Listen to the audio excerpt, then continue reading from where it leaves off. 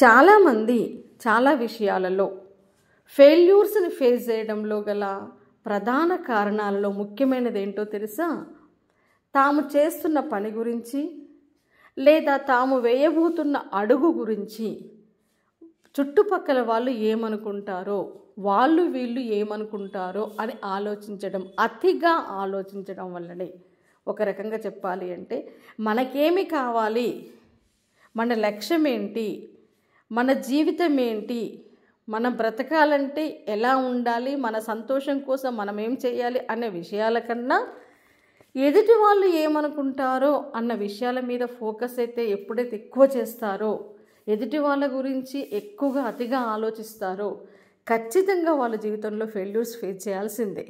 నేను చూస్తుంటాను, కొంతమందిలో చాలా కళలు ఉంటాయి, మల్టీ టాలెంటెడ్ ఉంటారు, పాడగలరు, ఆడగలరు, ఇంకేవేవో క్రియేటివిటీ సృజనాత్మకత ఉంటుంది. కానీ అది బయట పెట్టడానికి కూడా వాళ్ళేమనుకుంటారో వీళ్ళేమనుకుంటారో అని సంకోచించి వెనకడుగు వేసి ముడుచుకుపోయే వాళ్ళు ఎక్కువ మంది ఉంటారు. అయితే ఒక విషయం గుర్తుపెట్టుకోండి, మీరేం చేసినా, ఎలా ఉన్నా, ఎంత మంచిగా ఉన్నా, మీరు ఎంత మంచి ప్రయత్నం చేయబోతున్నా ఖచ్చితంగా మిమ్మల్ని వెక్కిరించే వాళ్ళు, వెనక్కి లాగే వాళ్ళు ఎక్కడో ఉండరు, మీ చుట్టుపక్కలే ఉంటారు. వైఫై లాగా మీ చుట్టూతే తిరుగుతుంటారు. కాకపోతే వాళ్ళు బయటికి బాగానే మాట్లాడుతుంటారు, పెదాలతో మాట్లాడుతూ, పెదాలతో నవ్వుతూ, నొసలతో వెక్కిరిస్తుంటారు. అయితే ఇక్కడ ఎవరైతే విల్ పవర్ ఉంటుందో వాళ్ళు అలాంటి వ్యక్తులను పట్టించుకోకుండా తమ లక్ష్యం మీద ఫోకస్ చేసి అనుకున్నది సాధించి విజేతలుగా నిలబడుతున్నారు. కానీ చాలామంది ఏం చేస్తున్నారు అంటే వాళ్ళ వెక్కిరింతలకు కృంగిపోతారు, వాళ్ళ మాటలకి బాధపడిపోతుంటారు, అతిగా ఆలోచిస్తారు, ఏదో అన్నారని ఆలోచిస్తుంటారు. వాళ్ళు ఒక ఇంత అంటే ఇంతకంటే డబుల్, రెండింతలు ఎక్కువగా ఊహించుకుంటారు.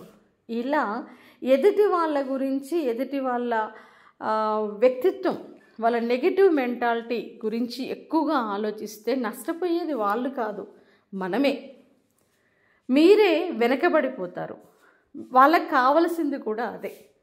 ఎప్పుడైతే మనం ప్రయత్నిస్తుంటామో ఈ ప్రయత్నాన్ని అడ్డుకోవడానికి రకరకాల కామెంట్స్ మనం వినాల్సి వస్తుంది. నేనైతే చాలా ఫేస్ చేశాను, లిటరల్లీ చెప్తున్నాను. ఎన్ని రకాలుగా ఉంటారో, మన చుట్టూ ఉన్న వాళ్ళే మనల్ని ఓర్వని వాళ్ళని చూసాను నేను. మన ముందర నవ్వుతూ మన వెనక ఎక్కిరించే వాళ్ళని కూడా చూసా. కాకపోతే నా నేచర్ ఏంటో తెలుసా? ఎవరైతే మనల్ని చూసి కుళ్ళుకుంటుంటారో, మనల్ని చూసి వెక్కిరిస్తుంటారో వాళ్ళని ఇంకాస్త రెచ్చగొట్టడం నాకు ఇష్టం. అంటే వాళ్ళే నా ఇన్స్పిరేషన్, నిజంగా చెప్తున్నాను. వాళ్ళే నా ఇన్స్పిరేషన్, ఆ విమర్శలే నా ఇన్స్పిరేషన్, వాళ్ళ యొక్క ఓర్వలేనితనమే నాకు ఇన్స్పిరేషన్, వాళ్ళ జెలసీనే నాకు ఇన్స్పిరేషన్. వాళ్ళని నేనేమీ అనను, ఏం మాట్లాడను, నవ్వుతూ ఉంటాను వాళ్ళ ముందు. కానీ మనసులో మాత్రం ఖచ్చితంగా నేను వాళ్ళకంటే ఒక స్టెప్ పైన ఉండి వాళ్ళకి సమాధానం చెప్పాలి అని గట్టిగా నిర్ణయించుకుంటాను. సక్సెస్ తోటే సమాధానం చెప్పాలి. ప్రతి విషయంలో వాళ్ళకంటే మనం మెరుగ్గా ఉన్నప్పుడే మనకు శత్రువులు ఎక్కువగా ఉంటారు. అది ఎందుకు అంటే ఈర్ష్యాద్వేషాలతోటి వాళ్ళు మనతో పోటీ పడలేక మనల్ని వెనక్కి లాగే ప్రయత్నం చేస్తారు. వాళ్ళు ఒక గిరి గీసుకొని ఒక సర్కిల్లో ఉంటారు. ఆ సర్కిల్ దాటి బయటకు వచ్చే ధైర్యము, శక్తి, ప్రయత్నం వాళ్ళు చెయ్యరు. కానీ ఎవరమైతే ఆ సర్కిల్ దాటి బయటికి వెళ్తుంటామో వాళ్ళ మీద బురద జల్లుతూ, రాళ్ళు జల్లుతూ ఆ సర్కిల్లోకి లాక్కునే ప్రయత్నం చేస్తారు, వాళ్ళ కనుసన్నుల్లో ఉంచుకునే ప్రయత్నం చేస్తారు.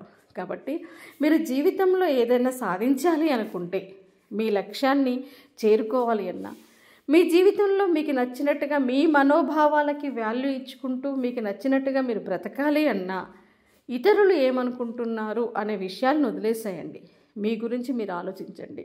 అతిగా ఆలోచించొద్దు, ఎవరి గురించి కూడా, ఏ విషయం గురించి కూడా అతిగా ఆలోచించొద్దు. రకరకాల మాటలు మనం వినాల్సి వస్తుంది. కానీ దేవుడు మనకి 2 చెవులు ఎందుకు ఇచ్చాడు అంటే ఒక చెవితో విని మన అవసరం అనుకున్న వాటిని మన గుండెలోకి, మన మనసులోకి పంపించుకొని అవసరం లేని వాటిని 2వ చెవితోటి బయటికి విసిరి కొట్టాలి. అప్పుడే మనం ప్రశాంతంగా బ్రతకగలుగుతాం.